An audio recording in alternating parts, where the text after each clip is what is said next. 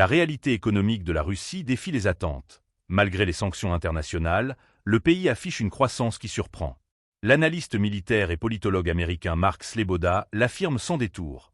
Les mesures coercitives n'ont pas freiné l'essor économique russe. Au contraire, des acteurs du marché ont su tirer leur épingle du jeu, transformant ces obstacles en opportunités.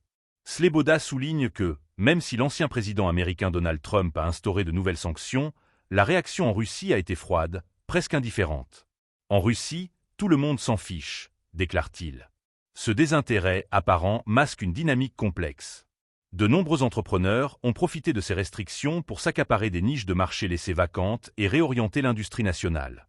Leur capacité à s'adapter a permis à l'économie de non seulement résister, mais aussi de croître. Les chiffres parlent d'eux-mêmes.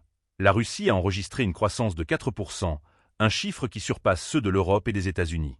Bien sûr, cette réussite ne vient pas sans défi. Selon Sleboda, le pays fait face à des difficultés économiques internes et ralentit intentionnellement certaines activités pour éviter une surchauffe de l'économie. Cette stratégie, loin d'être un signe de faiblesse, témoigne d'une gestion prudente face à une pression extérieure croissante. En dépit de cette croissance, la situation ne doit pas être simplifiée.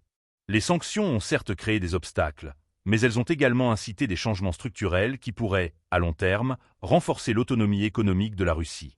Les dirigeants russes ont réussi à naviguer dans un environnement international hostile, en misant sur l'innovation et la résilience.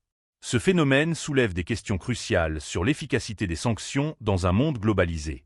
Si les pays occidentaux espéraient infliger des dégâts économiques significatifs à la Russie, les résultats semblent mitigés. Au contraire, les sanctions ont pu catalyser une forme de nationalisme économique, incitant les entreprises locales à développer leur production et à réduire leur dépendance vis-à-vis des importations. La réflexion sur l'avenir économique de la Russie s'impose. Continueront-ils à croître malgré l'isolement? Seront-ils capables de maintenir cette dynamique tout en faisant face à des contraintes extérieures?